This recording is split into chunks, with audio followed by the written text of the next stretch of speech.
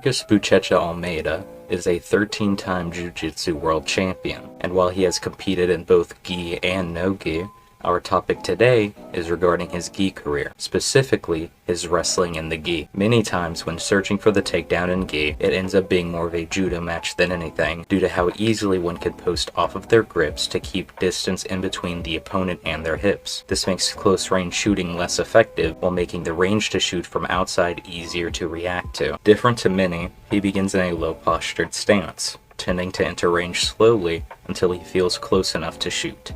If he feels comfortable with the angle and can successfully reach both legs, he will push to attack the double leg. However, most people when entering an exchange will have a staggered stance with one foot further forward than the other one. To deal with this, Buchecha will shoot for the single leg instead. Once having gathered a leg, he may rotate around the outside using his underhook to force the opponent over so he can enter the back body lock. Now when grips are taken, his tactics change due to the ability of the opponent to stiff arm his gi. Starting with weaker grips, he will grab a single lapel grip while shooting so he can use his other hand to pick at the ankle or the knee. He has also used the initial grip as a distraction to get closer so he can have a more effective shot. Now when having judo grips or lapel and elbow grip, he has different tactics due to the control of both arms whenever you have those grips.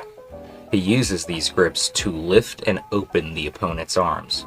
That makes it difficult for them to post off of him while opening himself up to pull himself towards their legs for him to capture the double leg. The finishing mechanics of Buchecha's main wrestling attacks are designed to chain into one another in case the initial attack fails. Through his single leg attack, he drives the opponent's hip to the mat while rotating their leg.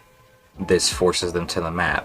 However, by forcing the leg down, he creates an opening to rotate to the back body lock if the opponent begins to defend. Similarly, he finishes the double leg by taking the opponent's legs from under them and driving them backwards. Whenever an opponent tries to sprawl out, he can use the underhook that having a leg gives him to shove the opponent's arms over and then rotate around to their back for another back body lock.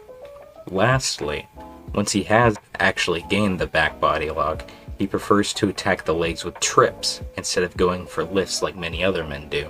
This makes it easier and less taxing for him to take a man down.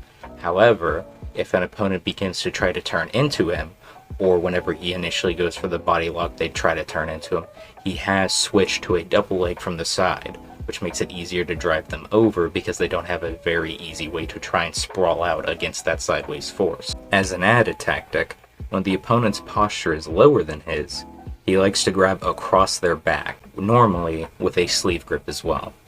He pulls the opponent into him while extending the leg to block them, basically causing them to trip over and fall to their knees over his leg. He'll pull them with the back grip and stiff arm the sleeve grip down to the mat. So even whenever they land, all of his weight is on the opponent so he can rise up behind them. This one's actually really cool. I went to a seminar where he taught me this, so I have a little bit of insider knowledge on that one even though I never use it. But it is a very cool move. It was a very nice seminar.